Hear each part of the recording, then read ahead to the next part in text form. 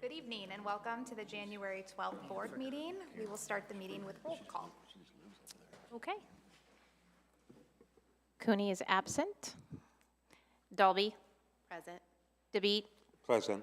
Koff. Present. Phillips. Present. Schneider. Present. And Schur. Present. We have a quorum. Thank you. Please join me in the Pledge of Allegiance.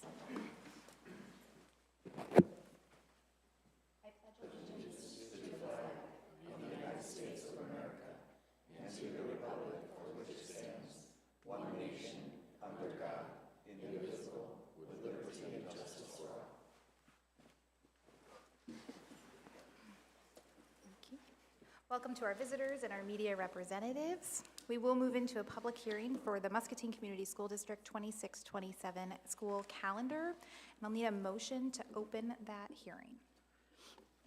I so move. In a second? Second. There we go. Okay. And then we'll need a roll call to do. Sure. Dalby. Present. DeBeat. Aye. Koff. Aye. Phillips. Aye. Schneider. Aye. Schur. Aye. Director Cooney is absent. We can enter the hearing. Okay. Was there any discussion or comments received? Okay. We'll need a motion to close that hearing. I make a motion to close the public hearing. In a second? I will second. I'll second. You should say that. Yeah, please. You're Okay. second. And then another roll call. Dalby. Aye. DeBeat. Aye. Koff. Aye. Phillips. Aye. Schneider. Aye. Schur. Aye. Cooney absent. It is closed. Thank you. Moving into our student school board representative, we have Cadence and McKenna. Good evening. We hope you guys had a good break. Muscatine High School has started off the year strong, so we're going to give you a full recap, starting with athletics. So the Muskie bowling team has a meet tonight at 7 p.m. in Bettendorf. The girls wrestling team also has a meet tonight versus Bettendorf that started at 6. The Muscatine basketball team won their home game this Tuesday against Clinton.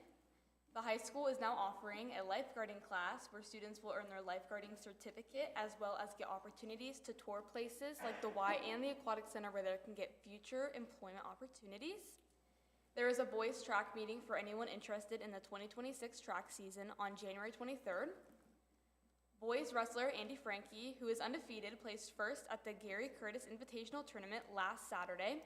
Chevy Ryder placed third and Matthew Nava was sixth. The Muskies had 9 wrestlers compete in the tournament. MHS Boys Wrestling has its final home duel of the season Tuesday night against Davenport West, where they will be honoring seniors. On Saturday as well, the female wrestlers won 4 duels Saturday to place third in the 8-team field at the 3rd annual River Queen Duel Invitational in Clinton. Micaiah Conklin led the Muskies with a 4-0 record. Jaslyn Enriquez and Lexi Eaton each went 3-1 with 3 pins apiece, and Elizabeth Walton had 3 forfeit wins. The Muskie girls returned to action Monday night with a dual meet at Bettendorf. On the bowling side, the Muskie boys finished 5th and the girls 7th at the Clinton Invitational on Saturday. Zena Stolfist had a 4-4-2 series to finish 2nd in the field and earn all tournament honors for the Muskies. Gabe Doneth had a 4-0-3 series to finish 8th on the boys' side. And boys swimming finished 9th in the challenging Linn-Mar Invitational on Saturday in Marion. The Muskie girls basketball team plays Tuesday night at Davenport North. The boys basketball team also plays Davenport West this week away on Tuesday night. So overall, it's been a good month for the Muskies athletically, and we're ready to end the winter sports season strong. And Cadence is gonna talk to us about academics. So the Key Club has had their first meeting, and they have already started talking about the talent show. The senior survivor applications have opened for the class of 2026 students interested in participating. The Muscatine River City Rhythm Show Choir has their show choir invitational this Saturday and their free public premiere on Thursday. MCC online and in-person classes start the 20th. The 36th annual Muskie Booster Club Cake Auction is happening on February 13th, 2026 at Muscatine High School, where the Muscatine Muskies take on Davenport North.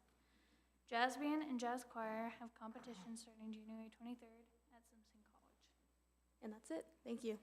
Thank you. Are there any questions from them?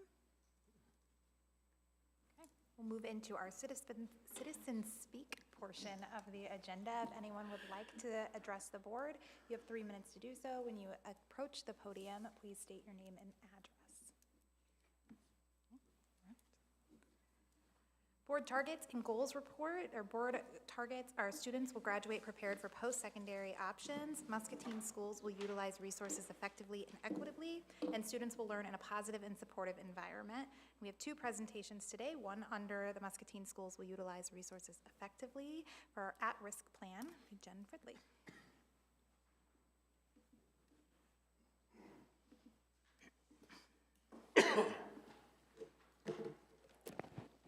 Good evening. So this is the time of the year that we get to present to you our proposal for next year, the 26-27 at-risk programming. This is my first time presenting to you this plan, but I know several of you on the board before have heard our plans in the past. And so this is for our following year. Correct? Yep. So I'll just kind of start off here by talking about, you know, why are we talking about this now when we haven't even really got into our FY27 budget? So with at-risk, we have like 3 areas that fund our at-risk program. The first one would be what's called a weighted at-risk, and that comes to Muscatine schools just through our funding formula, and it's based on our number of students in free and reduced population, and so that is around, probably going to be around 204,000 next year. The second one, which is what you'll be approving later on the agenda, is the modified supplemental amount for dropout and dropout prevention. That's the largest piece, which is about $1.1 million, and it's all property tax. So the reason why school boards across the state have to approve it now is because the aid and levy, which is the mechanism that funds us every year, we get that here in February. So all of these requests are due by January 15th, so we'll get that submitted and approved. So that's the second piece. And then the third piece is just a required match that we have to take out of our general fund, if you will, our unreserved, undesignated fund. We have to match 25%. So that's going to be around 370,000 or so. So those are the 3 areas that fund our at-risk program. So what Jen's going to do is talk about the programming. It really hasn't changed a lot since last year, but the board is required to act on those 2 things. First will be the programming, and then the next will be the modified supplemental amount. Okay, let's see if I can get this right. Okay, so all districts are tasked really with designing a pre-K-12 continuum of services within our system to meet the academic and social, emotional, and behavior needs of our at-risk students. This is an effort so that we are ensuring high school graduation on time and a productive added value member to our society. School boards, like yourselves, have the opportunity to approve the school's districts requesting to use that modified supplemental amount that Tom talked about for our at-risk programs toward secondary students who attend alternative programs and returning dropouts and dropout prevention. So you'll approve a comprehensive program plan for the program, the budget costs, including annual requests for the modified supplemental amount for funding the program. In Iowa, we have administrative Iowa codes that determine and give us a definition, really, of what at-risk means, and some guidance. But that's given as for a local decision for us to use those funds and decide specifically what indicators put our students at risk when we're talking about this amount of money. So the next slide kind of gives you the things that we look at as indicators of potential dropouts. So we look at attendance, so that high rate of absenteeism, 10% truancy, or frequent tardiness. We look at school engagement, so limited or no participation or lack of identification within the school, including but not limited to expressed feelings of unbelonging. So that feeling kids get of not belonging, that's one thing that we identified too. Academics, of course, we look at their grades. Poor grades, but it's also including, are they failing in one or more school subjects? Are they getting behind in credits? So we look at academics, and then literacy and numeracy. So low achievement scores in reading and in math reflect achievement at 2 years or below, can give us an identification of a potential dropout.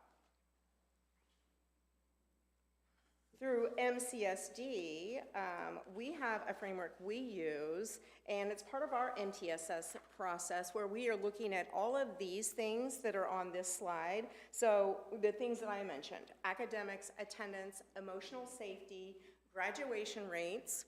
Attendance, we measure attendance through their average daily attendance rate and chronic absenteeism. Our graduation rates are measured through the 7 through 12 dropout rate and a 4-year graduation rate. And as part of our established MTSS process, these are the points that we really look at in our student support team meetings and in our environment and in our instruction teams.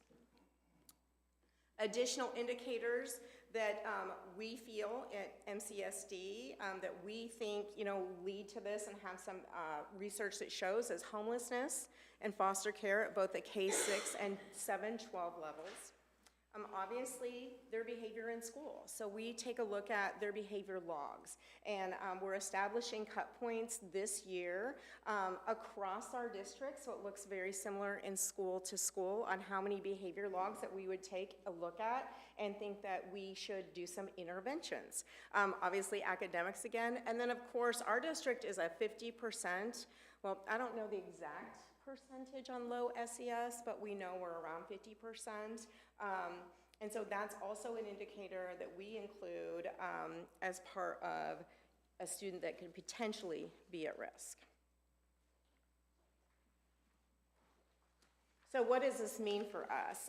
What programs and what structures do we put in place for our students that could potentially fall into these categories of our at-risk?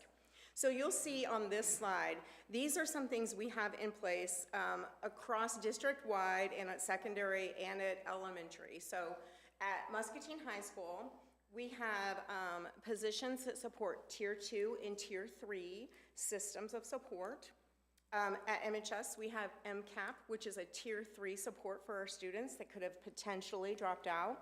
At Susan Clark Junior High, we have a Tier 2 and Tier 3 plan there, and we have personnel there that supports those. For the district, we have an attendance and truancy liaison that supports all of our schools in our district. We have a juvenile court liaison that is housed at the high school. We have a literacy interventionist at Mulberry School. We have 3 of our EC coaches that come out of our at-risk funding. We have 4 resource navigators that serve our district. So we have 1 at the junior high, we have 1 at the high school, and we have 2 that share at the elementaries. We have the IJAG program at MHS. We use AIM.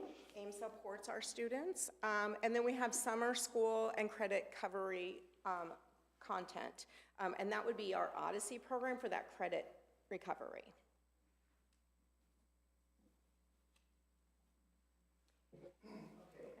So this is just a summary budget for next year, and the areas that we, support FTE, or we pay for FTE. We also pay for some contracted services. So we don't need to go through this in real detail. It's a summary, as we talked about, and Jen went through the areas for MCAP, high school, junior high.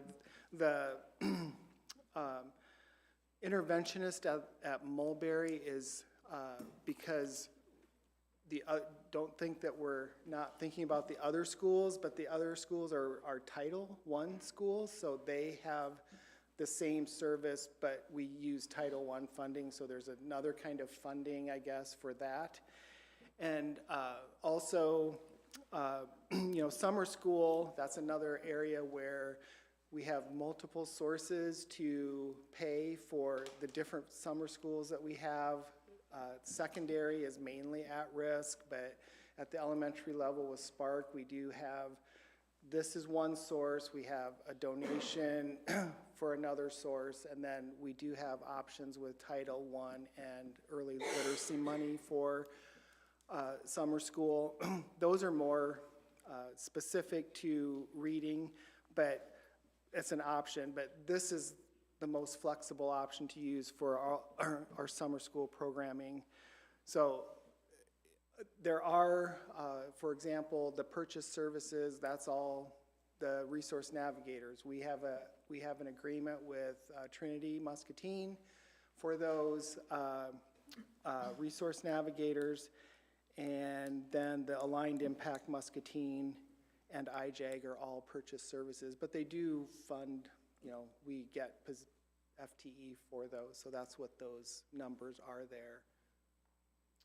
Okay.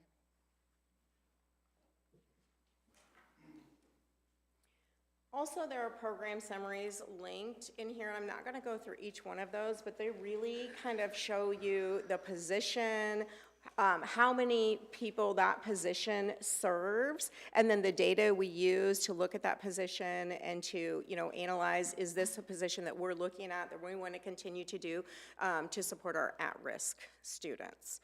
And so really that kind of concludes the presentation. You'll have an opportunity later to approve the at-risk budget, but at this time we want to open it up to see if there are any questions that you have of us. So I have a few. So the modified, can this be modified at all as far as where the salary money goes to? Like if we were to say, I think I've been fairly vocal on the fact that I think we need more younger, and it feels like it's a little lopsided and I'm not saying I have the answers by any means. I'm just asking if as we get in depth with this, can we look at like ECs, if we don't have quite so many ECs, could we get more paras in early childhood? Are there is that flexibility available if this is approved, or? Well, we would probably have to have a program for that. I mean, that's not one, if you clicked on that link. Right, that's not yeah, one and of I the understand areas that. for next year, but that does. I'm just saying, if we approve this and we get the money, is there any flexibility within this plan for next year to? For 26, 27, I would say we're probably going to have to go by what we're approving here tonight. So if there's something that needs to be different for 26, 27, We're too late. I mean, we could, and again, I don't know specifically what you're talking about, so. And I don't we would necessarily have a We would specific, have to I'm know, just- like, is it something new that we're gonna offer, or you're talking about hiring people that would be funded from this place? That's a whole separate conversation. Or just funneling money a different way as we evaluate how this past year's gone, because we're really only halfway through this year. So and I'm not, Yeah. I just want to know what the. We're stuck with, having to approve, again, we're just approving the modified supplemental amount piece of this because of its being property tax. Right. So, but if you're talking about wanting to change or add something, then that's a whole separate conversation that I would recommend having with the superintendent. Right, no, and I totally understand. I'm just saying if that would come to be, like from evaluating this year, maybe we make some small changes, is that something that can be done, I guess is my question. And I would say too, Kim, just as I was looking at data, and then I was looking at our staffing database, that we do have paras that are serving in an at-risk capacity. They're just not being paid right now out of the at-risk fund. So it's, I kind of wrote myself a note about this because I knew this kind of came up a little bit last year, that, this is just our at-risk funding, and that, we have all this other funding. So an example that I would say is when we are supporting our kids in our, emotional support, and we're using Character Strong as the tier 1, that's coming out of a Character Strong grant. And some of that PD is, because when I got new into this position, I was looking to, like, the professional development seemed low in the at-risk. But because we have professional development money in other areas, right? So I think that's certainly always something that, always comes, to me too, is I have a lot of requests about paras, and we do have a formula that we use. And a lot of those are special education paras, so a lot of that comes through that special education fund too. But I understand what you're talking about. Right. And Kim, the other piece on that too, there is more secondary focus in the at-risk plan, partially because, kind of like how we've added Mulberry for a reading intervention position, they don't have access to title funds, so this is another funding source to kind of target. Which I certainly don't want to, I'm not against the funding source, obviously. I feel like being proactive might, I've always said that, and I know it's a bigger picture than it's tougher than what I'm saying, but being proactive earlier instead of reactive once they're in high school. I mean, I have never taught in high school, but I did the middle school, and it just, I just wondered how much dissecting we could still do before next year and possibly change any programming, but obviously that's for a different time, so that's fine. Thank you. Mine is more of an observation, as in, I thank you for your detail, of this. Sorry for the lateness. But I do want to be able to say that it's good that you do it as it is, because we got to remember that there are times that we know what you're talking about per se, but the general audience and public does not know. And so, Tom, you actually answered the question that I had down, because I automatically put, why is that interventionist, why is that person at Mulberry School? And so that became quite clear. It's the different pots of monies that's available, and it's good to know that we have the different pot of monies. Right. Is there any, I guess, distinct changes from this plan of the 26-27 that's different from 25-26? So there is some changes, yes. And I would say the distinct one that, I came across, kind of putting this together and working with Tom and Clint, is we used to fund our Robert Young services. And I don't know what that percentage was last year, but we no longer use our at-risk money to fund our Robert Young, our mental health services through Robert Young in the at-risk plan. So that was a big one. And I do believe also possibly one of our EC coaches, I think we might have done 4 or no, we may have. I would have to look back at it, Mason, but some of our staffing has changed a little bit. You can see our juvenile court services is a 0.5 that we pay for. And so our budget is just a little bit lower than it was last year because of declining enrollment. And so there's positions that you plan to not have filled for the next year? So I would Am say, understanding that correctly? especially related to the Robert Young piece, we had that in place for several years. They were providing therapy services, high school and at the junior high. They weren't approved to bill private insurance, so we were kind of paying for that service. Last year, that shifted from about 100,000 to about 25,000. Is that? Correct. We put that in because we weren't sure what that transition would look like, and in the end, they were able to do all of the billing, so that this year we still have the service. We just don't have the cost associated with it. So that helps to free up additional money, again, because, a lot of that is from the formula driven based on student enrollment getting tighter. That's how we freed up some of those dollars. And then the only other one that I'm, 100% aware, because I was the Susan Clark junior high principal, is we no longer have IJAG at the junior high. So the previous 3 years, we did have IJAG. But again, with declining enrollment and, looking at all those things, we decided as a district not to pursue IJAG for this school year. So we are not pursuing it for next school year. So that's not different from the 25-26 plan, because I believe it was, no, yeah, that would, right, because the year before, right. So, so that would be different for this year, right? That's the only position I can think of in the last 2 years, We had the yoga. position-wise. The yoga position as well was funded through this, right? And then that would have been 2 years ago. 2 years ago, yeah. So that's the only position that I'm thinking of. Okay.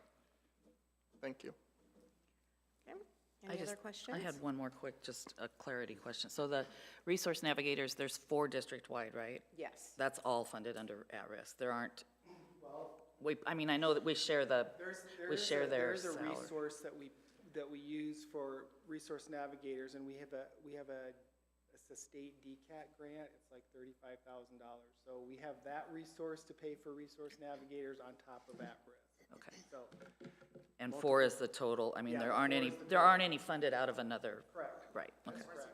Yeah. Tom, Thank is you. there like a matching requirement for that? So we which one? For the DCAT grant? No.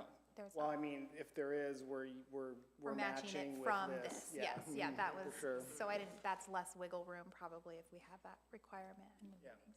I just had a comment too, that I'm glad to see the MCAP funds are here again, because I feel like anytime there's an alternative, it can be the first to go, and so it just gives some longevity to, and now there's that plan, so I'm glad to see that again. And then I did have just a clarifying question.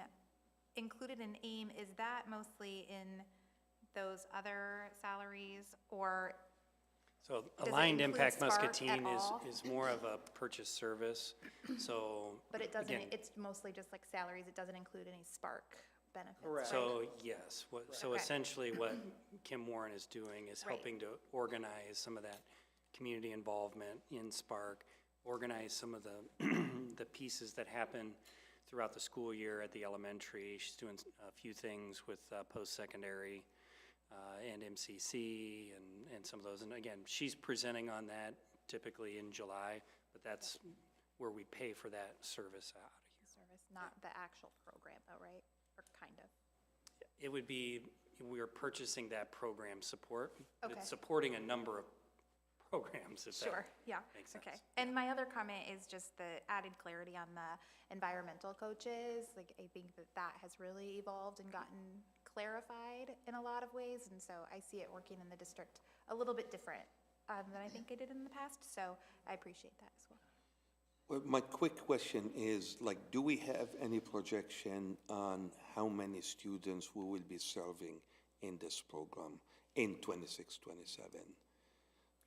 So when you dig into the programming reviews, each program gives you a general number of students, and some are more specific. But because when we think about our tiers and students go into, they move into tier 2, back to tier 1, up to tier 3, depending on ecological, things happening with them, or, it's just maybe a more difficult time in their home life, and so they might need supports. Those numbers often change. So you'll see in there, like our tier 2 program, our 4 teachers at the high school, it's listed that they serve 80 to 100 students. That might bump up to 110. And one of the things now, they're doing some credit recovery with students, so they probably have more right now since that semester just ended, and they're doing a little bit of that credit recovery. So those numbers a lot of those are numbers that we look at after the year to see where we are. Like when you look at the Resource Navigator numbers, you can see we have those numbers right now, how many they served first semester. But that doesn't necessarily indicate what we'll see second semester based on need. So they're approximate numbers for the most part. But you can look at AIM, and it approximately could serve up to 3,500 of our students because of all the things Kim's doing throughout the year in all of our classrooms. So it does service a majority of our kids, but just those intensive Tier 2 and Tier 3 are the, where we have a lot of those exact numbers and Thank you. percentages. I've got a couple of questions. Sure. So speaking to the programming plans, I see that the ECs are K-8 for next year. Is there a plan to get an EC, at the high school level? So that's a great question, Carrie, because we've had our ECs, K-8, and we haven't had an EC at the high school. But we do have a position at the high school of a behavior interventionist. So one of the things that I've asked, new in this position is how can we align our behavior interventionist with the work we're doing with our ECs? And how can we have that person really aligned to the work and be part of our behavior support team? So we're in conversations right now with the principals at the high school on how that works, because we're really rolling out that district MTSS process. And currently, like I said, we're working on cut points for some of these identifiers, these potential identification points, and we want to make sure the high school is very included into that, and we have a person there that has that behavior background that falls right into our MTSS. So we're working on how does that look in a system plan. Thank you. On one of the slides, we've got the MTSS structures laid out, and MCAP is mentioned on there as, our Tier 3 for MHS. Can you talk a little bit about what Tier 2 looks like at MHS and Susan Clark? Yeah, I'm just going to go back to that slide that you're talking about. Thank you. So when and I'm going to pull up my notes here so that I'm, making sure that I identify those things correctly. So when we look at MHS, Tier 2 and Tier 3, these are, our positions. So at Tier 2 at MHS, we have our student support at-risk teachers, and we have 4 of those. At Susan Clark for Tier 2, we have 2 at-risk teachers. And so then our Tier 3 at MHS would be MCAP. Does that answer that for you? Thank you. And then one more question. Sure. So thinking about, earlier in the plan, you had mentioned supports for students that are returning dropouts.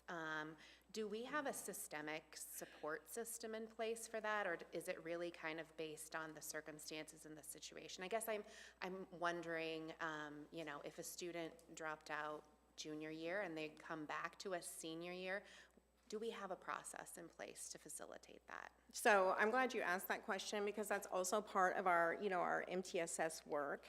And how are we looking every year at our, credit attainment? So the high school looks at credit attainment after freshman year, after sophomore year, and that's where, you start to see those coming off. And so we're working with the principals currently on what does that process look like?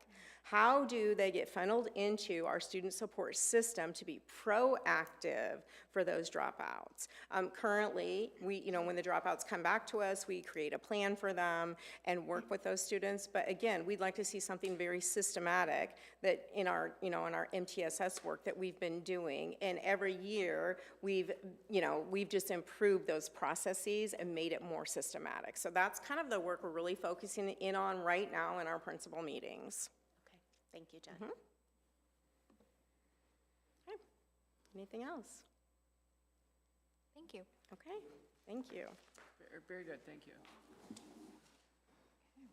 Move into our next presentation under Students Will Learn in a Positive and Supportive Environment with Jesse Frears and the MELC staff.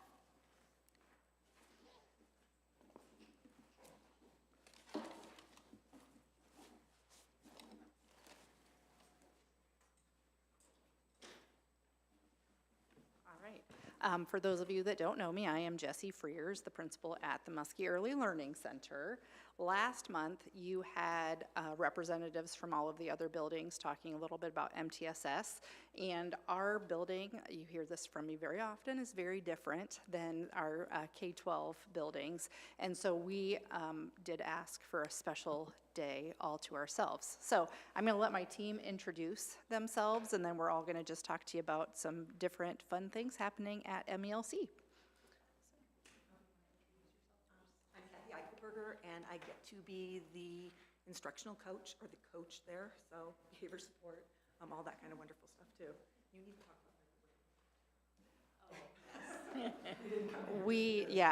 If we were going to coordinate our outfits, we would not have chosen black. But we are doing a staff undercover spirit week this week, so that's where the staff all do a spirit week, but the kids don't, so they have to figure it out. So today is undercover ninja day, so that's why we're all in black. Hey, Jesse, that's my joke, so can I fit your team now? I'm Liz Motto, and I'm one of the 3-year-old preschool teachers. And I'm Noelle Espinal, and I am one of the 4-year-old teachers. I teach the dual language program as well. Alrighty, so this is our mission statement, and the thing that's pretty special about this mission statement is I remember when we put it together. This was actually derived from all of the input of all of our early childhood teachers before we even came to our center. And it was discussed at length. We wanted to make sure that it really met our needs. And so at the Muskie Early Learning Center, our team builds positive connections with students and families to promote personal success for all. We have revisited this many times, and it's still our mission statement. So when you have a place that this is what we wanted to have happen before we all became an early learning center, and this is still what happens, it's pretty exciting for us. Next one. We have many different programs in our building. We have our shared vision preschool programs. There are Head Start students visiting. Or not visiting, they're part of ours, which is new this year to us. Our statewide voluntary program, early childhood special education, our dual language program, and then we're also really blessed to be able to have the shared vision parents as teachers program as part of our building as well, which means that we really are able to see children from birth all the way until they go into kindergarten. The neat thing about this is also means that we have a lot of braided funding coming in, and all of this supports 265 preschoolers. So that's, I think a lot of people, they come into our building and they say, oh, wow, it's so quiet, it's so calm. It's really difficult to tell them that, it's difficult for them to understand that 265 kids can look like this in our building. And of those 265 children, about 60 of them are children with IEPs, and our 3-year-old programs are getting new children on a weekly basis, so it keeps getting bigger and bigger. Our various funding sources definitely are integral to our success. If we did not have one of these, it would be a big push to be able to make sure that we are meeting the needs of our children as easily as we do. We're going to spend the rest of the time talking a little bit about the multi-tiered system of supports at preschool. Like I said at the beginning, it does look very different in preschool. However, we do have some parts that are the same. So, Joel, I forgot to tell you that I stole your slide from last time. But this was a slide that you would have seen back in December when the other buildings presented to you. And I wanted to share this just because there are a lot of things that are similar in our building. They just, there's different tweaks when you have 3- and 4-year-olds in a building, and as well as all of your teachers are dually certified. So all but one of our teachers have that dual certification in early childhood education and early childhood special education. So all of our classrooms are integrated, meaning that we have students with IEPs as well as typically developing peers in all of those rooms. So when you look at kind of the top tiers of things, we have an environment team, we have an instruction team, we have members on the district leadership team, we have a BLT team as well, and these 3 lovely ladies are part of that team. When you get down into those building environment instruction teams, that is where it starts to look a little different in preschool, just because you can't really separate out instruction and environment in preschool because so much of our day is spent on the social emotional needs of students. So our curriculum and our standards cover all of the developmental domains. So all the way from language and cognitive skills, we have those physical skills that we also have to assess at the preschool level, down to social emotional. So I think, how many different developmental domains are there? 8? I believe there are 8 developmental domains. We have our own learning standards, so they're the Iowa Early Learning Standards that we do follow, and then the state does have a required assessment that we use.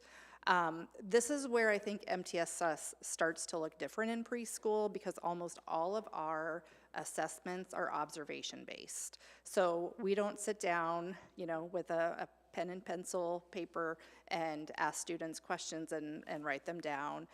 They're not filling in the bubbles on, different state assessments. They're not taking a screener like FAST, although we do have some screening things in place. So that's kind of where it would start to look pretty different.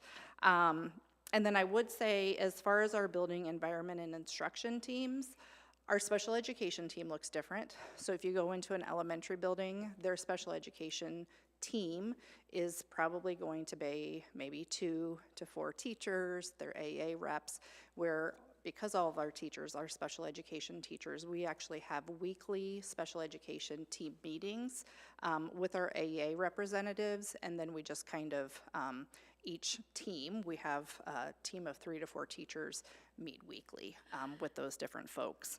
And then, let's see here, we have CTTs. We don't have a safety team necessarily in place, just because our staffing doesn't really move toward that. So I would say Kathy and I are mostly our safety team. If there is a true safety situation in the building, then one of us is called to help assist that. But because of all of our classrooms have 2 to 3 adults at any given time, a lot of those things that might pop up that are safety related are able to be handled in the classrooms. I'm going to turn it back over to Kathy, and she's going to talk a little bit more about the MTSS model in preschool. We're really fortunate because right now our district, our building, has been chosen to be part of the MTSS usability study. And whenever you're part of a statewide study, you kind of worry about, oh gosh, where are we at? How are we fitting in with all of these parts? So it's been very, very enlightening. Not often will you hear me say, that was a really good all-day meeting, because that's not my thing.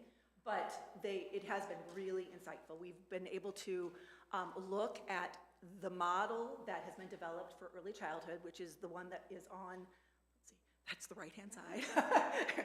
Everything's mirrored, right? We have looked at this, and we've been able to compare it to the K-12 model.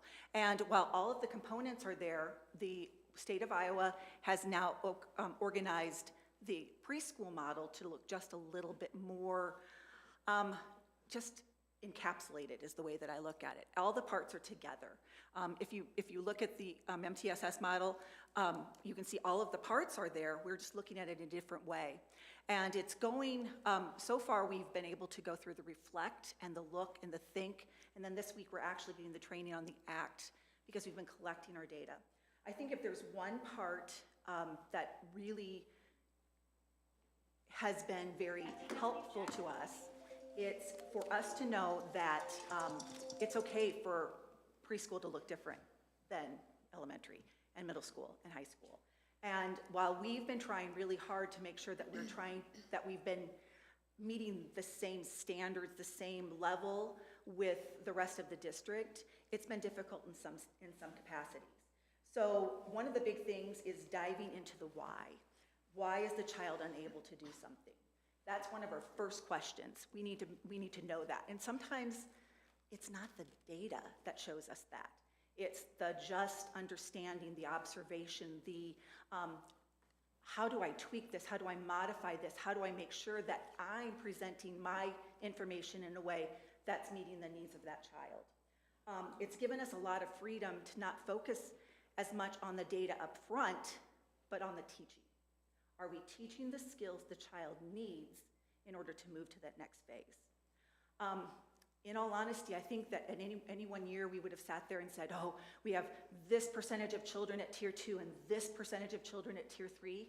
But we've taken these steps back to really look at the child. a lot of times we're just really needing to make sure that we're solidifying things at tier 1 and moving to that tier 2. Tier 3 is actually a really small percentage of children in our building, like it's supposed to be.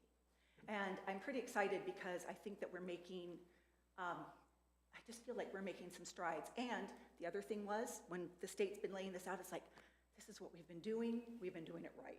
You know, sometimes it's like, oh man, we've got to make a lot of changes. So being part of this usability study has been really important to us because it shows us that we know where we should be going, but it also helps us to know that we haven't been doing things wrong as we're getting there.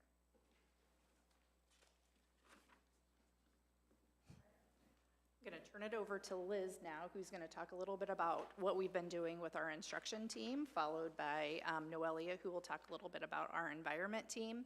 And I will say quickly that all of the professional development in our building this year, we've tried to be very intentional on what the teachers' needs are, as well as our paras. And so in August, we actually had all of our staff do a survey on kind of their comfort level for all of the different things that we've implemented the last few years. And then we've tried to plan our professional development time very meaningfully around those different pieces. So I'm going to talk about the instructional focus. The first one is SDI, which stands for Specially Designed Instruction. The early childhood SDI training was designed to look at our environment and how to incorporate specially designed instruction for special education students into our entire day. So when you look at it, we are embedding all of this special education and all this specially designed instruction for our kids, and you're not even going to notice that I'm doing something in the classroom for the kids. And that was the purpose of SDI, is being able to embed all of their needs and making sure that my teaching to them is meeting their needs where they're at, and you don't even know the difference. And our other little friends in our classroom have no idea that we may be doing something different. It's now fully implemented into the classroom. We recently reviewed writing meaningful IEP goals during one of our professional development days, which was very helpful. Last year, all teachers took part in a year-long training, which is called EC, or letters. And it was specifically designed for early childhood teachers to focus on the key components of early language and literacy development. So really talking about letter sounds, and is it really good for students to learn one letter a week, or can we do multiple letters a week? And then the 4-year-old program is starting this year. It's called the Kickstart Literacy, which is, they started implementing it with the teaching strategies curriculum, which is supplemental to our creative curriculum, which is our foundational curriculum in preschool. And then our math this year, we are working on our CTTs, which is our collaborative teaching teams. We're currently focusing on math and ensuring that our instruction and assessments are aligned.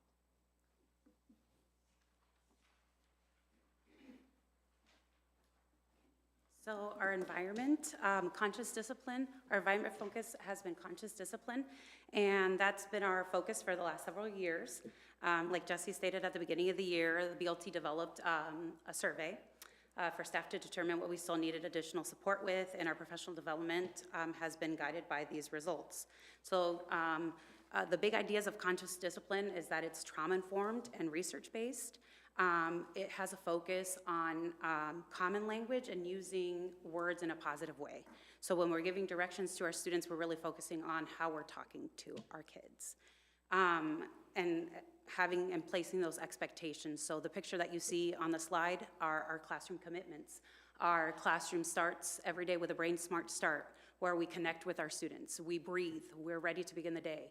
We say our commitments, we are ready to learn. So just kind of making sure we're doing some of that social emotional regulation check-in and making sure that we have safe places in the room for each kiddo to go in, to feel like they are safe, where they can go and identify their emotions, or have an adult come to them and help them identify those emotions, and having the same tools across the board in every classroom to be able to help them get there.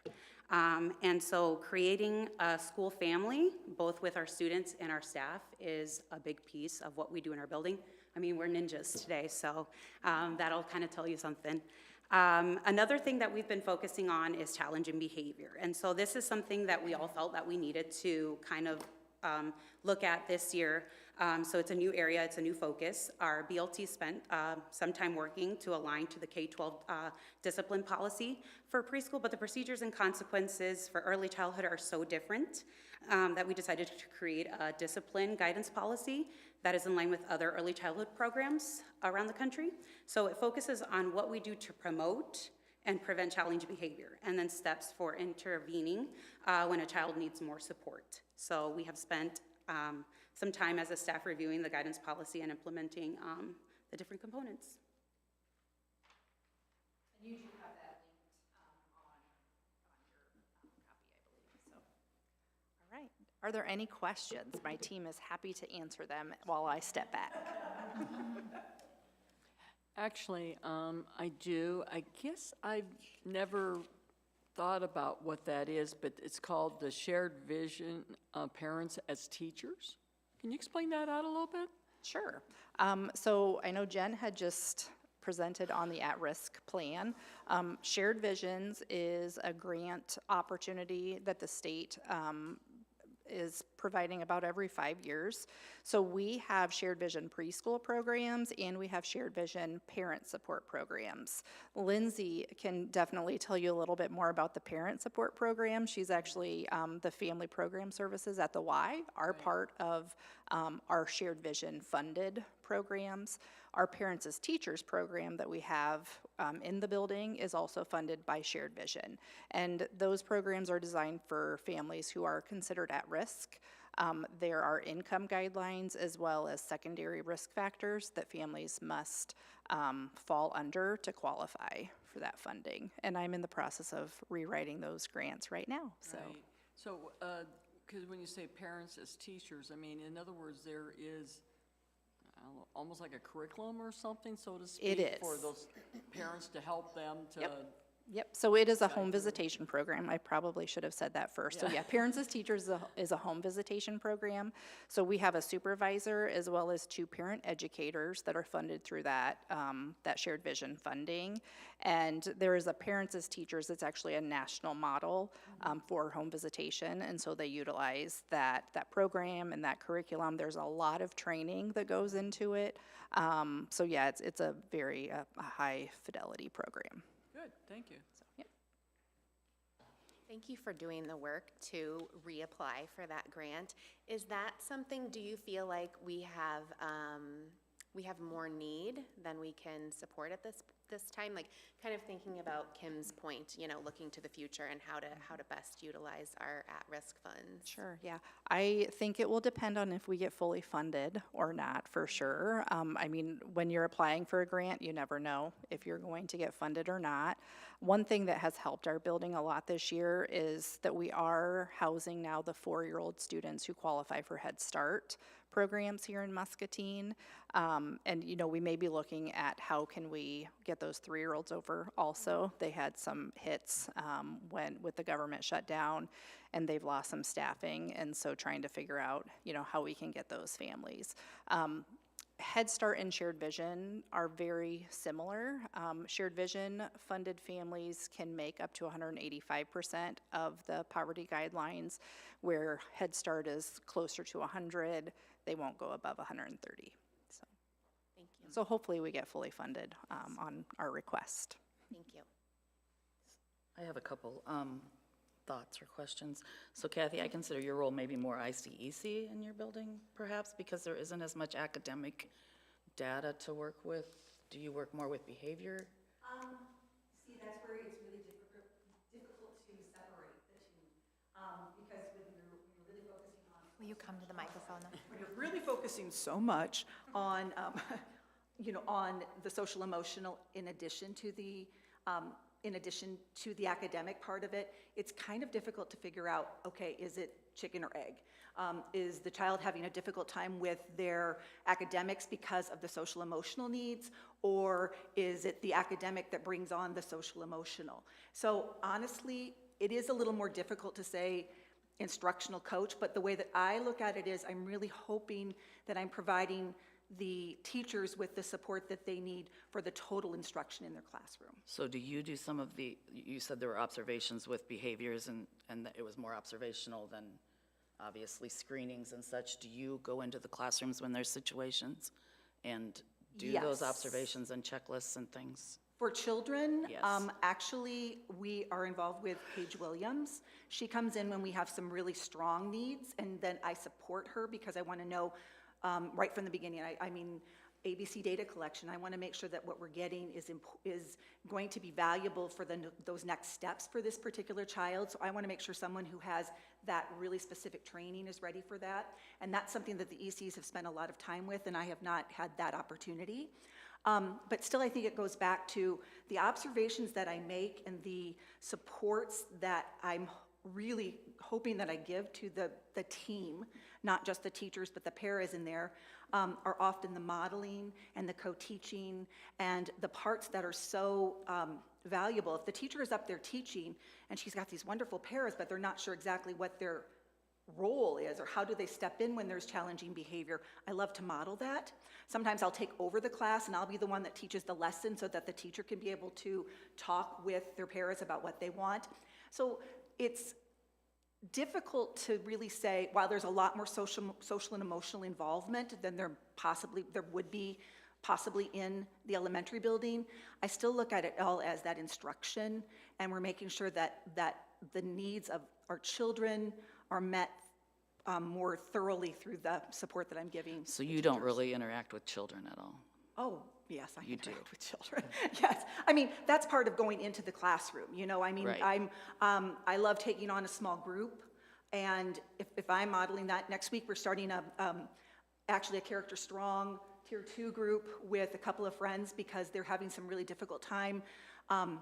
It's a kindness group, and we're really gonna focus on, you know, your teacher really needs some good models. Let's learn those skills that you can take back. So instead of saying, you know, hey, you're not holding, you know, up your end of the bargain with your expectations, I really want to work with them. So I will be working, so I use Character Strong. I'm working with children, I'm working with teachers, I'm working with paras also. How do students get put in those groups? The teacher was asking for help through our SST. So it's not like a building right, it's specific teachers? No. If a teacher a lot of times that will be a discussion that may come out of a coaching conversation. That's actually where this came. The teacher brought a child to SST.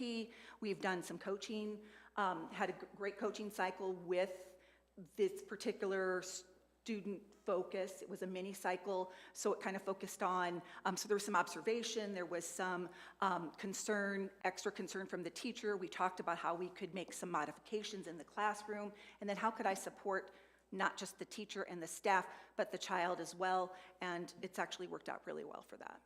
We have a little more flexibility by saying, you know, we have flexibility by saying that we're working through all those domains when we're talking about instruction. And that social emotional is one of those the biggest piece at this point too. So one more question. Sure. For the screenings that I assume are a little bit more academic, how often do those need to, some of those are state mandated, correct? Gold, do you still do, I mean, yeah. Gold. How often how many times, I'm sorry?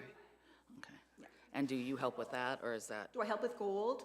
Not necessarily. Because I know ICs help with FAST, I'm just, I don't. Well, what happens with, you know, with it being observation-based, the teacher and the teaching team is really watching children. A lot of times maybe we'll come up with how can we use that information that you're gathering on the child just through your observations to make those next steps just more manageable, or sometimes it's the noticing. You collect that data, but do you really notice how does that impact that child? So I would say that would be my role more. It's like, hey, let's look at the social and emotional domain for this particular child and see where we want him to go and what are some things that we could put in place to help him get there. Okay. And then one more thing. Sure. The parent component, I mean, we talked about this last year when you made your presentation. Has there been any changes to parent education at the early childhood level? Another one of my things I think would really benefit the whole district if we can get parents buy-in early and Yes, help absolutely. them, because when I taught, there were parents that were lost and they admitted it, and I don't know if there's been. I would say we have not made any big changes. One thing that we have talked about a little bit is taking our family nights and how do we make those more engaging for parents. So for example, in the spring, we'll have a Night of the Young Child event where families can come. We have lots of different activities. We have our different shared vision programs there. And in the past, parents have typically just come, they'll stand on the wall, they'll watch their kid do the activity. So we're looking at how can we make those a little bit more meaningful for families and really get families involved in the actual learning and playing that is going on at those things. With the new shared vision grants up, that's also another component that we're looking at, is how do we add in some more parent engagement and education through some additional funding that we could get from that shared vision. And I think just support, parent support Yeah. is so Yeah, for sure, hard. for sure, yeah. I mean, one thing that is different in our building also is that we are required to do those home visits, and so we have to do home visits with every family at the beginning of the school year. Head Start requires 2 home visits, actually, so we have to make some other second type of contact with the home at the end of the year for our Head Start students as well. Thank you. Jessie is wonderful about, with conscious discipline, we introduced that whole concept during our preschool preview, which there's the home visit, and then the children come with their families for a shortened period of time before school even starts. And half of that time, the parents come and talk with us, and we introduce the conversation about conscious discipline. And Jessie is wonderful about sharing the different strategies with conscious discipline. And I think while it's not that direct instruction, it is the information. I mean, the parents, from the first time they come into our building, they know about our expectations. They've seen them. They've seen the teachers work with their children with their expectations. And just having that common language and being able to share that with parents just from the beginning does give us a little bit of that edge. I believe that when you have those little more difficult conversations, it is more on how can we make this more successful for everybody instead of, oh, this is what your child is doing. It's not perfect, but I do feel it's a different way for us to give more information to the parents. And Jessie is really wonderful about sharing that on Parent Square. She shares it with our staff on a regular basis. Even though this is what, our 4th year, 5th year of conscious discipline, we still have these conscious discipline reminders about, so that we just always remember that it's us. We set the tone for our building. And by being really in that emotional state and understanding when I'm not, I make better decisions for my children. So. Quick question. You had mentioned Paige Williams. I'm not familiar with who that is or what she does. Can you elaborate? Because it seems like she was playing a role in a behavioral situation. Is she from the AEA? Is she MCSD? She is, what is Paige's role title? I'm sorry, it's blanking. Yes, so on the environment. I'll need you to On the lay out that environment acronym side, too, yes. please. Oh, multi-tiered system of supports. Yes, Didn't know yeah, if it so was she's, standing for yeah, so something she's else. one of our MTSS coordinators, Okay. and she's very experienced in behavior, and so she supports all our buildings with challenging behavior. So is she just kind of hopping across the schools, helping with those interventions as they appear? So she really guides our teams, our behavior support teams. So when we talk about our ECs that are involved in their training with behavior support, she guides them, and then the AEA kind of guides her. Mm-hmm. And so she walks through those processes with each school as they need her. And does she focus more on working with the teachers or the students? She focuses more on working with the teachers and to provide, she does a lot of modeling on interventions with students. So you'll see her in classrooms working with students in the modeling portion of it. Thank you. Okay. Well, I have a quick question about the dual language program. How many students currently we have in your building? And do you see, I assume, but I don't know, answer that question. Do you see a difference between those who are part of that program versus those who are not part of that? And in what way, please? So I have 19 students this year, and I think something that we discussed right off the bat is that a child who comes in not speaking any English in this program feels comfortable. There's no silent period. They feel that like they're able to communicate. They feel like they're able to express, you know, whatever they want, whatever they're thinking, and vice versa, even with kiddos that come in not speaking any Spanish. I think something that we've strived in our building is to just make sure that our kids feel comfortable in our classrooms, that they feel like they can take those risks and they can ask the questions, and if we don't know, we can get to those answers. So I think that that's something that even myself, as I've been learning and 5 years now, 6 years, with the program, it's every year it's just constantly growing and changing. So I think that's one of the biggest takeaways. They're leaders. They're not afraid. Thank you.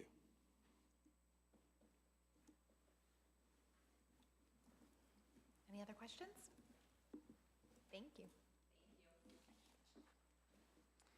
I would also say, again, thank you for presenting tonight. If you ever need that feel good, visit the Early Learning Center.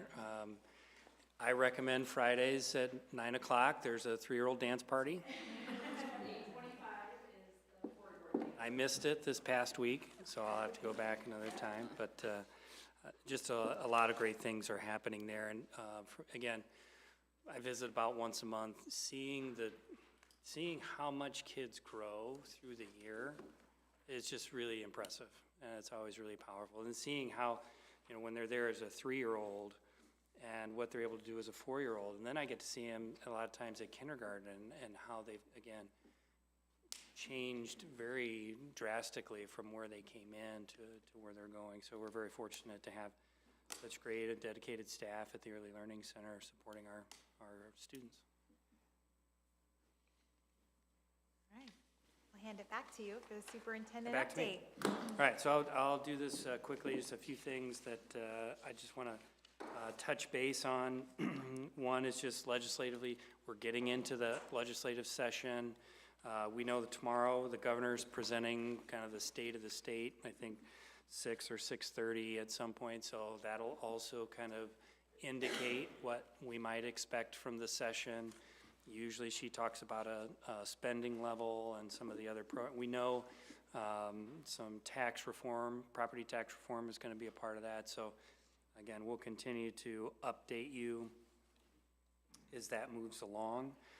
Certainly as we talk about the budget, you know, I think I shared the last time we had some legislators that we met with at the AEA that said expect 0. Others were saying more 2%. I'm probably hearing closer to 2% now. You know, some of that 0 is a way to kind of make us feel good about whatever we end up with. And certainly for us with declining enrollment year after year after year, you know, we've been doing this right sizing and it gets harder and harder and harder. And this year will be no exception. And certainly enrollment plays a huge piece of that. What we should know also by the end of this month, RSP, who does our demographic enrollment study, they did it for us about 3 years ago. We should have kind of an updated report on that. Why that's important is the last year we had it done, the students who are entering kindergarten were born in 2020. That was the last year we had data on birth rate. And so that from 2019 to 2020, it dropped significantly in comparison to other years. It was about 100 babies. And so their prediction for kindergarten enrollment for this fall, I believe, was 250, and right now I think we're at 255. So we are pretty close to where they were. We don't know what happened the year after. Does it bounce back up, right? Was that a blip, right? And then we'll see it kind of flatten out again, or are we seeing it continue down, right? That's going to tell us a lot. You know, and Tom does a great job in helping us kind of build a budget and do some modeling, looking in the out years. There's an additional service we're using this year to do some of those pieces. There's I would say a conservative estimate. There's a less conservative, but a lot of that's based on enrollment, right? And so I think having some of that additional information will, again, as we hear all these pieces come together, we'll start to really kind of frame what we're looking at this year and moving forward in future years as well, and some of the impacts of that. So we'll continue to talk about that and keep you posted.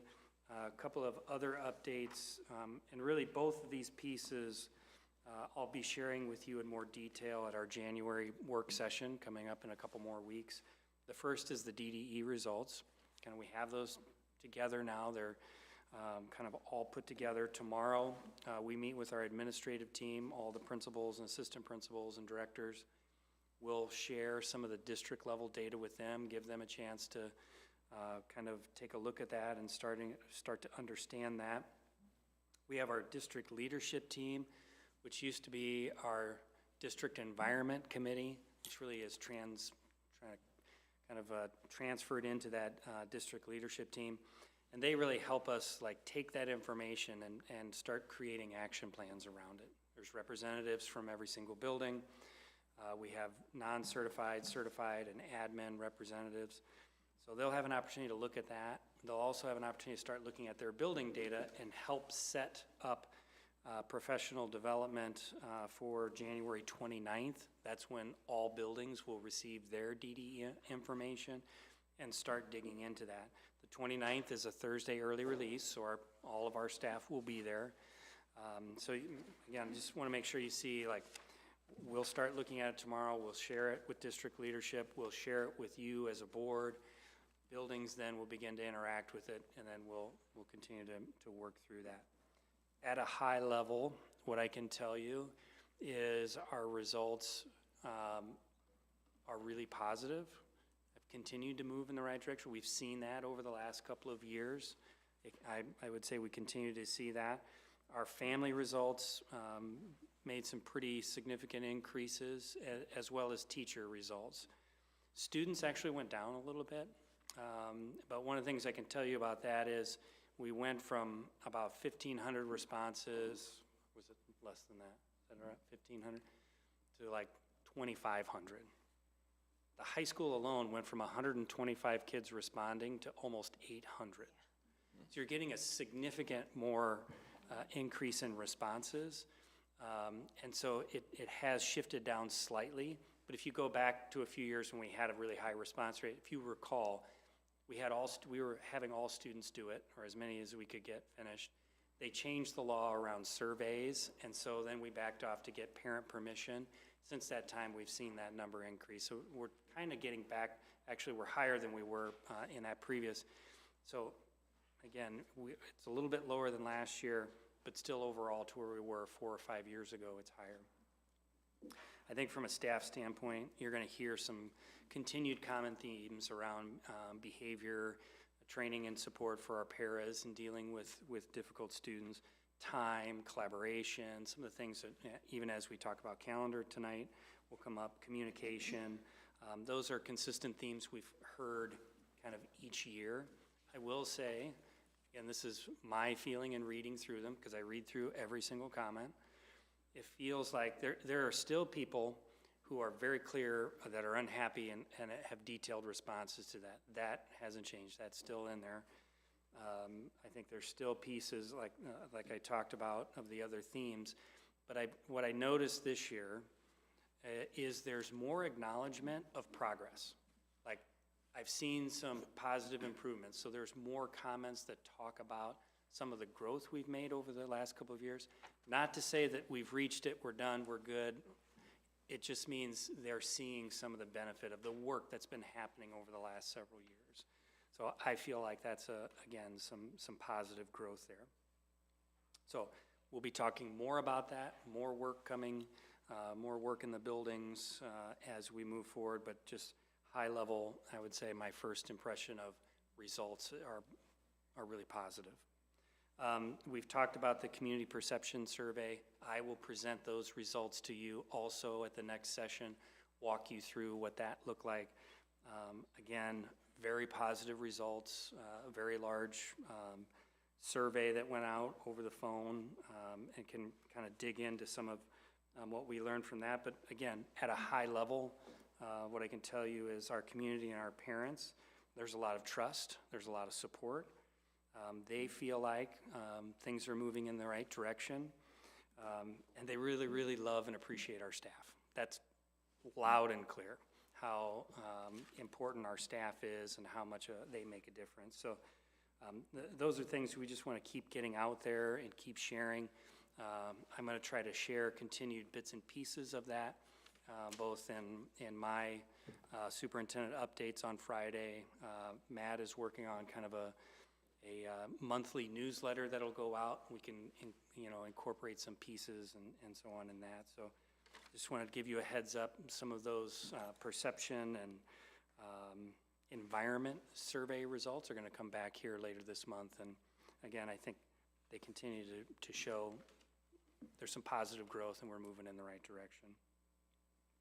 I want to shift gears back to the state a little bit and talk about, it was announced last week that the state of Iowa has been approved for a unified allocation plan. So they've requested a waiver from the Department of Ed at the federal level, and essentially what that will do is send money directly to the state instead of to districts the way we receive some of those title grants now. They will then determine how to distribute that, how that exactly looks, how that's going to function. We understand it's on, what they've mentioned specifically is Title II, Title III, Title IV. I think those were the main ones. Will that come as a block grant that we apply for? We just don't know. We also don't know what other hoops will be associated with those things, but again, I think the intent is to streamline things so it's a little bit easier and more flexible to use. That's the intent. But there's a whole lot of questions yet to be answered. I will also say at the same time, they're looking at redoing the accountability system. So right now we have an ESSA, like the ISAS test accountability piece.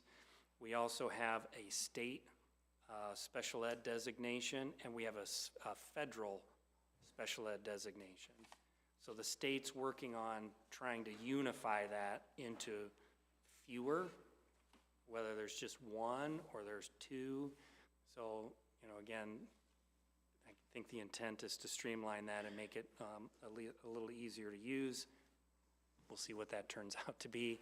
They're just in the process now of getting feedback on what some of those options might be. So I'll continue to keep you posted on what that looks like. At the same time, they are also redoing the ISASP test. So the state test, the plan is to, I think, essentially make it harder. Is that correct?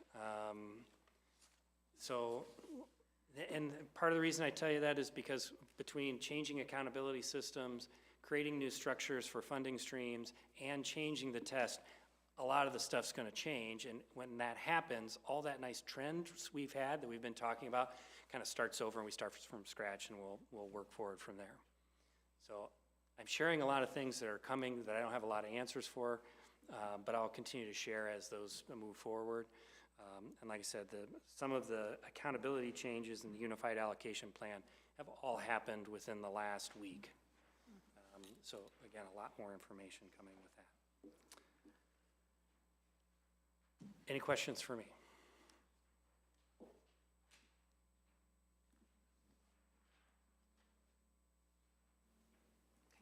Okay. That was a lot. I thought there'd be some questions. We'll process and get back to you. You know how to get a hold of me. Yeah. Okay.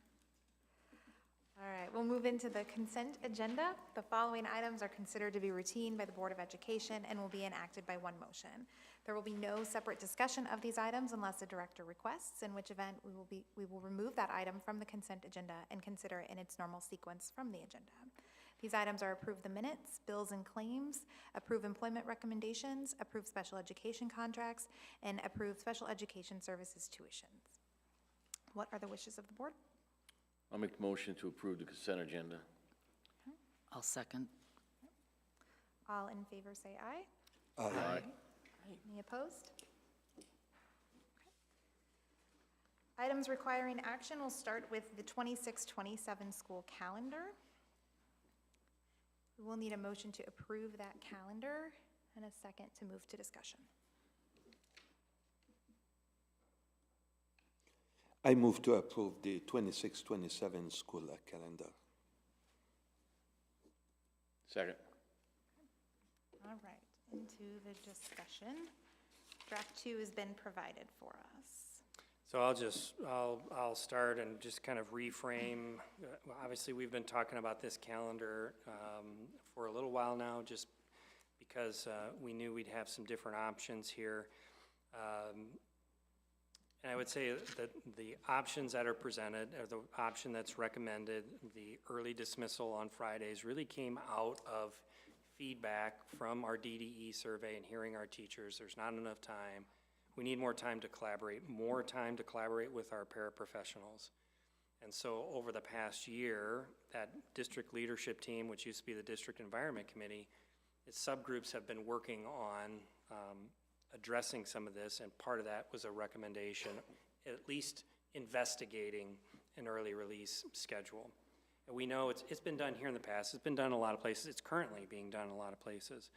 Having that consistent time each week helps, so you're not doing it in little, once a month bursts, that you have a little more frequency to it. One of the big drawbacks has traditionally been parents and childcare and how that works. So we sent out a survey with, I would say, a more traditional calendar of what we've had here, the option 2 calendar.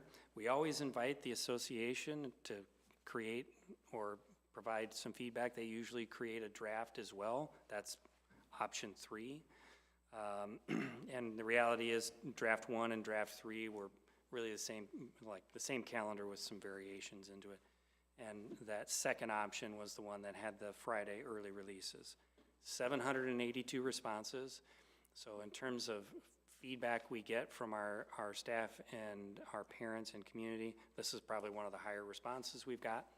So a lot of feedback was provided. You've seen the results, you've seen the comments. I think there was a lot of back and forth in some of those comments. But there's also some pieces, we've been trying to work through to address. Around childcare, we know, that's going to be an issue for some of our folks. Having the paras there every single week, where they're being paid to be there every week, allows us. They won't necessarily be needed for professional development every week, but we can leverage them to do supervision and some other duties to help cover some of those pieces. It also allows us to do more in-depth training with them, and those are certainly pieces they've been asking for. Right now, that conversation has been, and will, moving forward after tonight, depending on how you vote, we certainly then will begin working on what that looks like in terms of a rotation. Some of the initial conversations of that early release time on Fridays would rotate between having building staff meetings to professional development related to instruction environment that you're hearing about. Opportunities for our CTT, which is collaborative teacher time. So I'm going to be really careful that I try to spell that out for you. I know not everyone knows these, what all these things stand for. MTSS and some of that work with our student support teams, which we've just talked about. And then being able to include paras in those conversations around students as it's appropriate. So it would be some type of rotation. That's what that would look like. So they're not doing the same thing every week. I think the idea is to think about all of the things that are happening after school right now for our teachers, moving that into that Friday time and freeing up the rest of that time for them to work. Right? So when they're asking for more time, this is an opportunity to do that. That being said, the one piece that will still happen throughout the week where it works is IEP meetings, because we have to work with our parents to schedule those meetings. So we can't guarantee those not going to be after school on a Tuesday afternoon, because that might be the only time the parent can meet. But again, the intent is to free more of that time up through the week, put it on Friday, which also helps reduce the burden on our parents, provide some additional support through our paras. So that's kind of the basis of that calendar. That being said, I want it to be loud and clear, this is not my calendar, right? I'm coming to work every day, whether we're here, whatever structure that looks like. This is really based on feedback from that group out of the DDE and the responses that we get through that survey. So with that, questions that we can walk through. Well, I've had a number of staff contact me, and they have a number of concerns, even though I know the calendar had the most votes, I guess. Some of them were saying that they concerned that, at Fridays after a busy week, they're really not at their best at the end of the day, and some of people want to get out and start the weekend early. Some of the secondary people were concerned about increased absenteeism with the secondary students, thinking that they're going to take if it's going to be an early out, schedule different for the secondary staff or secondary students, and they're going to just go ahead and take that whole day off. They're concerned about that. Another one is that, some of the teachers will, since we have the quarter day now, personal days or whatever, that they're going to end up taking a quarter day off, and the staff's not going to be there anyway. That's some of their concerns. And then activities, they're concerned about activities. What's going to happen with the students that are in activities? Are they going to be held somewhere? Are they going to be going home and coming back for particularly for high school? They have opportunities to drive, but a lot of them were the junior high activity people. What are they going to do? Are they going to cancel practices, or are they going to have people held and then have practices? Or maybe an option would be have morning practices, since we have a lot of facilities now at the junior high that can house practices. And then the last one I had, I guess, would be, what's the effect on the half-day early learning center? Those students would be, every week would lose out on instructional time. Have we thought about that, or is there anything going to happen with those students to keep them up with the morning sessions? So that's just a few of the concerns that were presented to me, and that I said that I would bring those up. And so a couple of things. One, there are actually more student days in that calendar too, so that helps to address some of that offset. I think, again, once it's finalized, buildings need to begin to look from a building standpoint, how does this affect us, and how do we work through that, including the Early Learning Center.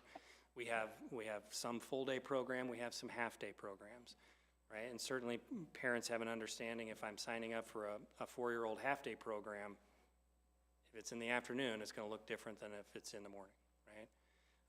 So I think we'll have to walk through some of those pieces. Certainly activities and some of our events, I would say at a high school, we already have a lot of kids coming back, and as you mentioned, a lot of them drive. We'd have to have the junior high take a look at that and see what they do. We also have a lot of other districts around us that are leveraging the same thing. How have they looked at it? How have they helped solve it? I don't know that we're going to resolve all issues for everyone, and anytime we have these decisions, it's going to work for some and not for others. We also aren't held to this forever. We're held to this for a year, right? And we can see what some of those challenges are and can decide if it has been worth the change if the board decides to move forward with that. I think absenteeism is something we'll continue to watch. Obviously, we've already kind of changed what people perceive in terms of importance with attendance. The belief that we've got to be at school, we've changed some of the outcomes on that. Right now at the high school, I would say your afternoon attendance looks very different anyway, because the number of students that are taking college classes at MCC. They don't have class on Friday, so they're not coming to school anyway on Friday. So we already see some of that. And again, part of that has to go through our attendance process if we have some students that are not showing up for the whole day, right? That's still held against them through our attendance policy. For staff, we have that now with our early release Thursdays and Fridays. And that becomes an individual teacher conversation if they're never at our professional development. Have we had staff that, if you look at their attendance on professional development, are never there? Yeah. And then there's follow-up conversations with the administrator in the building around that and why that is. But again, the The purpose of that time is for them and to free up some of that time throughout the week. So there's less things happening throughout the week to give them more time, you know, to work, to prepare, and get things done that they need to.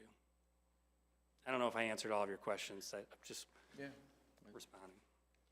So I think one of the things that's concerning for me is that, you know, looking at this calendar, I see that there are essentially 3 professional development days throughout the year that would really allow for educators to engage in some vertical articulation, you know, between levels. And I think, you know, just being where we're at with changing ISASP, trying to implement, you know, Character Strong or PBIS with Fidelity, and, you know, really seeing the fidelity that we've seen with CKLA. I have concerns with that. I've heard, you know, from a number of educators that that's a concern of theirs. They really value that time whenever they get together as grade levels or as departments. And then another concern that I've heard, you know, regarding education specifically is just the likelihood of fidelity whenever we have educators that also have supplemental contracts. You know, what is going to be the expectation that they are held to the same standards in participation in, you know, 2-hour early outs. Kind of as a mom, one concern that I have is, you know, I feel like it's more difficult every week to find time to, you know, to manage an early out as opposed to once a month, you know, on one Thursday. Those are some concerns that I have. Do you? I guess what is the likelihood that we can sort of shift the 3 PD days around? Can we do some creative professional development, you know, where we've got a grade level day where we could provide sub coverage and still allow for some of that vertical articulation? I think that that's something that's really impactful and, you know, is a great way to sort of shift student outcomes. I think the articulation piece, grade level meetings, like working from, you know, junior high to high school, elementary to junior high, those are all important. And I think the intent is not for those to go away. And again, part of that will be structuring that in a way that makes it work for teachers. So, you know, I don't know that we're adding more additional full days to do that, but certainly we could dedicate some time during those, the times that exist, because there's still full days in that, right, where that could be done. Mm-hmm. And if you're doing more of your building work and your building PD in those early releases, it does free up more of that time.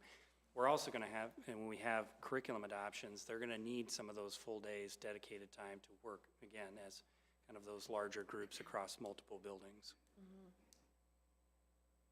Would we be able to, I mean, you know, I feel like it's a big shift going from 1 full day a month, you know, that's dedicated to having essentially 3 days throughout the year. You know, those dedicated days can be really pivotal. And I feel like by the time you allow for grade levels to come together throughout the district, you know, you spend 30 minutes in transportation. So by the time students release, all the teachers get to the board office, for example, you know, you've eaten up a huge chunk of your time. Would we be able to do anything where, you know, we can use district funds to really prioritize and support that professional development? I think we always have the opportunity to use, you know, district funds to prioritize that. I would say, you know, part of that is we'd have to get into that and see how that's working, right? If the intent was bringing buildings together to do more of that, we would look at some of those full days to do that, because you're right, it's hard to do that in a 2-hour piece, right? And because by the time you get kids out of the building, everything's situated, you know, that time gets tighter and tighter. And then even though it is easy to drive from different parts of town to different buildings, it's 10, 15, 20 minutes.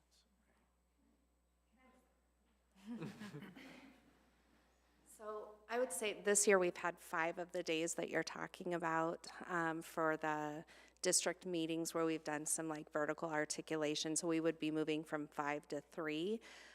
This year, we only used half days for those vertical articulation, so we would, if potentially we had those early outs, we could look at those 3 days possibly being full days to do some more work.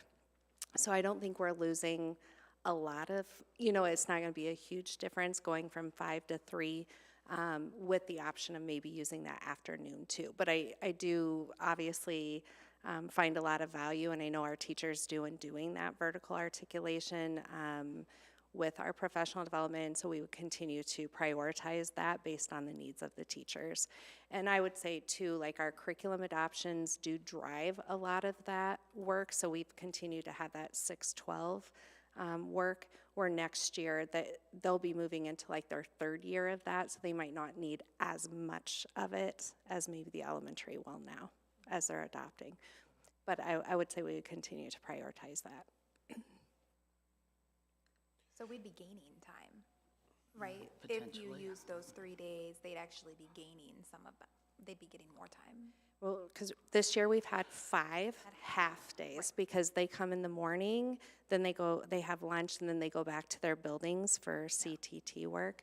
So with the early out calendar, the proposal would be 3 full days. So potentially, yes, they would be gaining a half day. Yeah. So I think the magical word here is 1 year, right? So we're going to try this calendar for 1 year. I think the only concern that I will have, and it would be nice to have some data about that, is that how this 2 hours early out on Fridays will affect the percentage of students missing that Friday because of that. So if we can have some data, at least, it's not necessarily every month, but maybe every quarter, to have some data and start watching for this, it will be okay. And then, we learn from those outcomes after that, because again, the magical word is 1 year. Again, calendar is not forever calendar. And, one of the pieces we've done consistently is getting feedback after each of our professional development sessions. That certainly is something we'll continue to do. And if it's not working, we'll probably hear about that as well. Certainly, as we get into the year, we can start reporting out on what attendance looks like on that day compared to, other typical days. I have some, obviously, thoughts. I've gotten lots of correspondence and phone calls, and I'll, of course, have my own thoughts. But a lot of it goes back to, again, a 1-year thing. And I'm going to bounce over because I've been taking more notes. But I think it's crucial that we, I don't know what you call it, rein in, or principals give that time after school then every day to the teachers and don't utilize that time, and that's going to be hard for principals. Nothing against principals, but they always try to squeeze in one more something, and I think that is really going to be very important, that they don't try to utilize that time. That time is sacred for teachers to get done what they need to do because they know what they need to do in the classroom. I've also heard from a lot of people grade level meetings are important. I agree the 2-hour late start or early out is not an opportune time, but I think if we're taking away those half days, which also goes back to making sure those teachers have the after school time, if we take those 3 days and make them full days and at least have 3 a year grade level. I've heard a lot of people miss those, and there's a lot of information shared, and it also is kind of an accountability piece. I don't mean that anybody's trying to pull anything, but you know what's going on in different buildings, and it's just, I feel like, and the people that have talked to me feel like it's a good thing to have. And then I do think we need to, I know we're perhaps utilizing the paras every early out, but I think that's an opportunity, we shouldn't miss the opportunity for developing para-teacher, that kind of thing. So I hope that doesn't get left out. As far as coaches, I had teachers, or whatever, people that are missing, will these be Zooms or recorded? Can they have to do that during then they choose to do that at their after-school time. I don't know, just things that have been bounced around with me, which I know the structure is not solidified yet, but I think all things that need to be kept in mind. And I do think we really need to keep an eye on attendance, and if it flops, it flops, and it's okay to say it flopped and try something different next year. But I think, yeah, I think the after-school time for teachers is a big perk as far as. And I would say in what you're saying, in alignment to that, one of the things we will work on very closely with principals is consistency. Yeah. So what happens is if, you know, almost every building is doing one thing and then we have one that starts doing something else, obviously then staff are talking about it and it becomes a problem. So, you know, we're going to spend time making sure we've identified how we're going to use it, and that's how we're going to use that time. And I don't know if there's a way, I think I agree with, we need to follow this throughout the year so it's just not dropped on our laps. Not that it was this year, I don't mean that, but I mean, so we're kind of aware of how it's going. So maybe quarterly reports or updates or. And remember, so you're going to have, you know, Right. we'll start talking about it again probably in, you know, November and December, gearing up for about this time again next year. We'll also have a DDE survey in October, and I can tell you if people are unhappy about it, we'll hear about it there as well. So I think there'll be multiple opportunities to really figure out if it's working or not, from our parents, from our staff, from our teachers, from our paras, you know. So I think there'll be plenty of feedback. And it's going to be the whether it's working. same contractual end of day, right? Yes. Because in previous years, we've done it, and we had to stay late on those, and that would never work on a Friday. It didn't work real well on a Wednesday, but on a Friday, I can't imagine teachers, so it is just a regular contract day. Yes. We'll have to start those feedback processes or timelines maybe a little earlier too, so it coincides. I think we sometimes have the DDE surveys or comments, I think, a little earlier to read than maybe this year, so just so that can align and we can cross-reference. Did anyone, before I go, did anyone else want to, are there more comments? I just had a couple of things. One, I just want to make note out loud that we had over 37 pages of comments, and I mean, I read every one of them, and some of them multiple times, because as I read one and then I got to the next one, it said the exact opposite of the one that I read before, and it was from the same building, and you know, so it was really hard to look at comments and be like, there's a theme here, and we know what to, it contradicted itself the entire way through. So I think how I'm feeling going into tonight is that numbers maybe speak louder than words, and there were a lot of responses, so I'm really thankful to everyone that did that, because we don't even get that many on the DDE survey, you know, so people really spoke loudly, and I think we're going to have a whole group of people that will not feel confident in the decision that's made tonight, but I think that you're kind of right. Like, if it flops, we have to just say, that was a flop, we won't do it again. But I think we can also look at surrounding districts that are utilizing this, and we know that there's a way to do it well. So I did just want to mention that there was a lot of thought and time, and not just from us, but from the community and teachers, students. No matter how you manipulated that data or looked at who was reporting what, overwhelmingly draft 2, even combining 1 and 3, it was the standout. And so, I don't know, do you say majority rules or what it is? I guess we'll find out soon. But I do want to just mention too, because one of the things that have come up as we've heard from others are the financial impacts of this too, as we look at lunch costs and putting that day back in, that full day. I know we've mentioned that this is similar in calendar days. Students are not losing days. They might be gaining a couple actually at this calendar, but what does the financial impact of this calendar look like? So if every single non-certified staff worked every Friday early release, it comes out to, it's a difference of 8 hours, right? So it's 4 of those early releases. So we have some options there. One of the options is we can look throughout the year. Are there certain Fridays would make sense we didn't necessarily need? Maybe it's one of the last Fridays in May when things are, you know, kind of settling out. Maybe it's the one right before winter break, if we wanted to do that. It can also be a building decision, because there's going to be times that buildings will need them there. Some of our paras will choose not to go, right? So I don't know that it's going to be, It would be a one day if all of them attended every single one. I just need to make sure I say that everybody's had some very good questions, thoughtful questions, and Lindsay, from what you said too, that it becomes very difficult considering you have such combination of people and how they look at this. I guess my reservation has to deal with, we're being asked to say that this is a calendar we want, then we worry about trying to figure out how we make that all fit for everybody.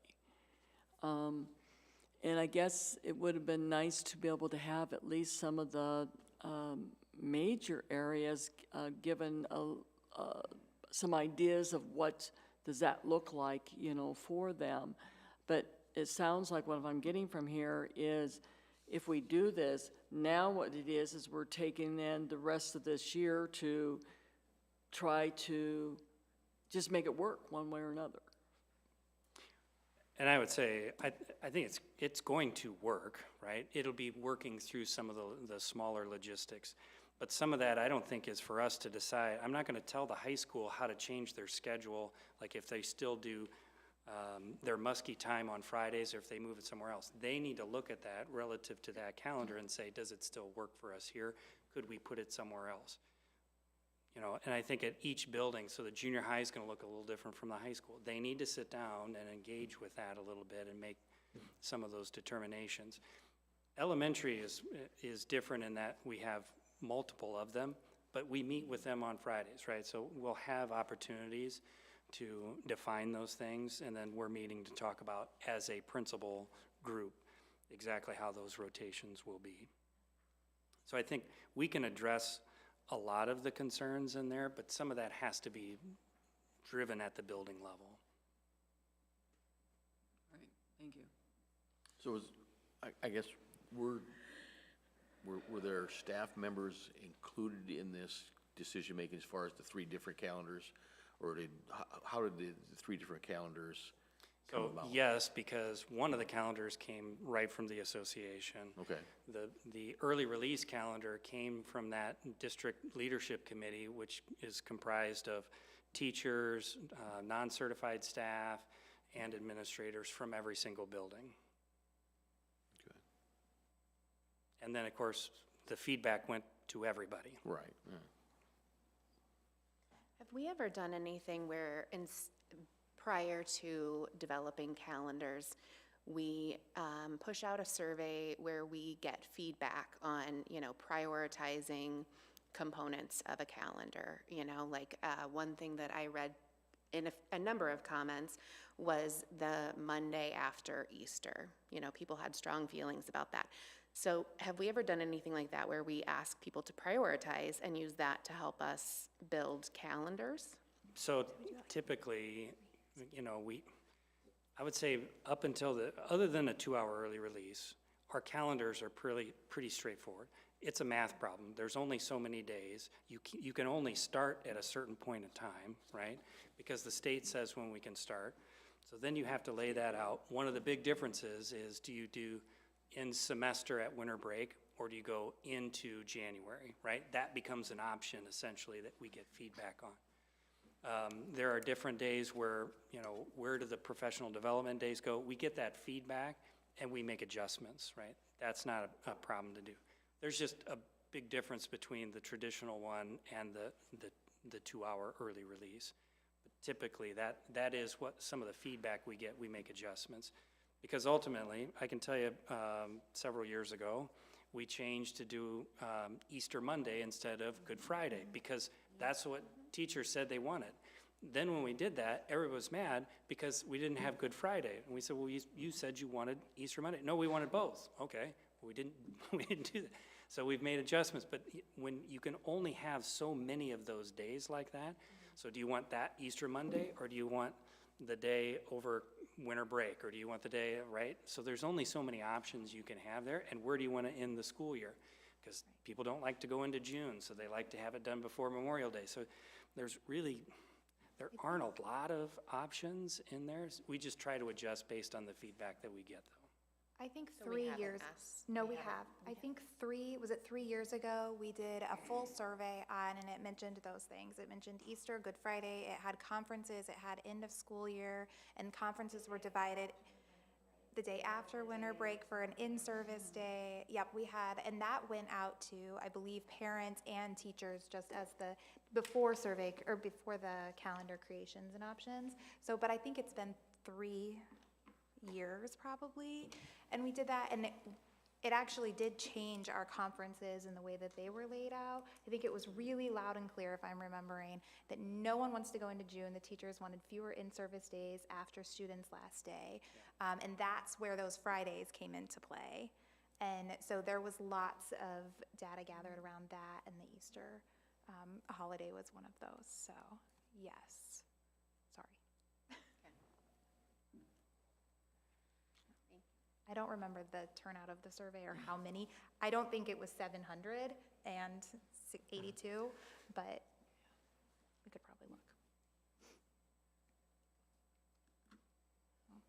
So this might be a good year to do that after we try this or whatever. You know, another attempt at that.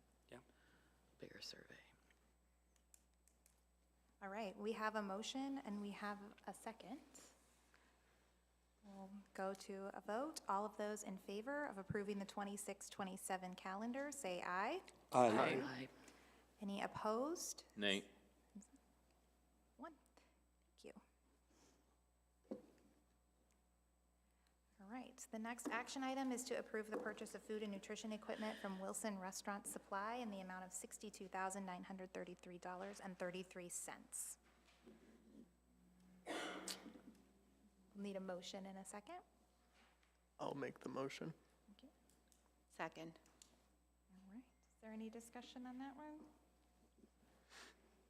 All right, all in favor, say aye. Aye. Any opposed? And the next one, based on our presentation earlier, is to approve the at-risk and dropout plan for the 26-27 school year. I make a motion to approve the at-risk dropout plan for 26-27 school year. Second.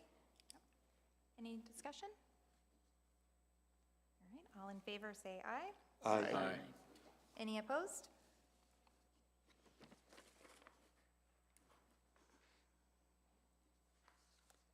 Approve the request to the School Budget Review Committee for the modified supplemental amount of $1,117,496 for the 26-27 at-risk dropout plan. This is the second part that was discussed by Tom and Jen earlier. Need a motion. I'll make the motion to approve it. Second. Any discussion on that? All right, all in favor say aye. Aye. Any opposed? Okay. The discussion and information portion of the agenda, Tom is ready with December financials. Okay, so thank you for the approval of the MSA on at-risk. So,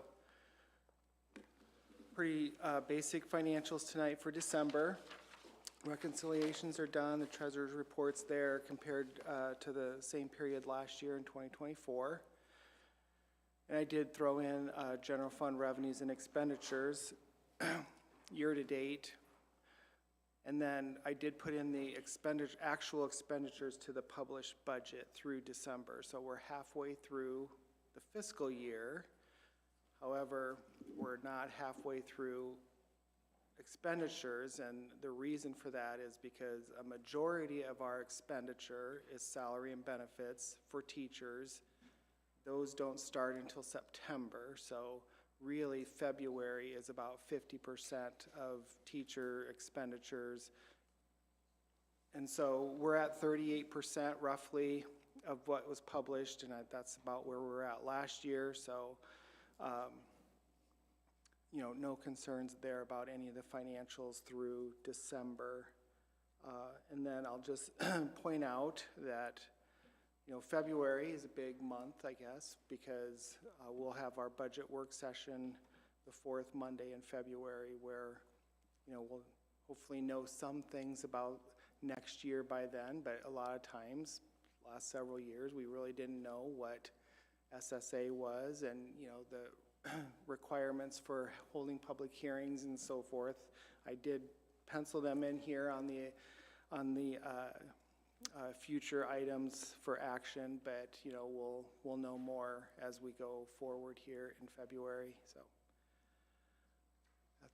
That's all I have. Thank you very much.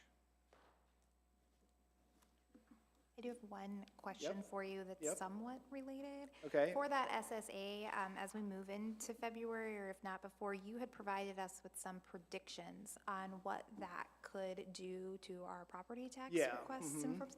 Could you just put together like that sentence for us so that we're just aware of that language and what it could potentially, I know there are predictions. So you're talking about, you're not talking about the budget guarantee resolution, or you're talking about No, a you different had, document? well, it could be related to that because we were also. If we get 0%, our Correct. property tax would be affected Yes. this way? Okay, Yes. sure. Yeah, thank you very Yeah. much.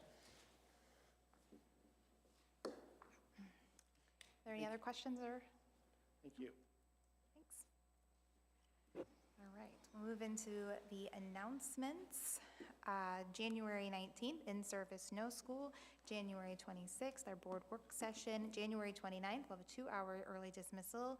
January 30th, there will be no school for an in-service. February 9th, community conversations, followed by our regular board meeting. And if anyone else has any other announcements or things to add? Well, I'd just like to thank Joelle for her service. Hopefully your last 6 months will go well. And the same with Candy. Candy's not here, but obviously we got a couple of great educators that are going to be leaving our midst and be sorely missed. I had that note too, just to recognize Candy as well, and Lisa that's retiring, and we have a couple that are relocating at Susan Clark too, that will be big losses for I almost pulled the employment recommendations just to make you sweat just for a second, so we could say the congratulations and thank you in that part of the agenda, but yeah, there will be some big shoes to fill across the district, so thank you for all of that. The other announcement that I wanted to make too is Thursday, Andy Frankie will be wrestling at the high school to be the most winningest wrestler in Muscatine, so maybe go check that out. It starts at 6 o'clock, so but hopefully we'll celebrate. We didn't just jinx him. No, fine. Any other announcements? All right, we will take a motion to adjourn. I'll make that motion to adjourn. I'll second. All right, all in favor? Aye. And none opposed.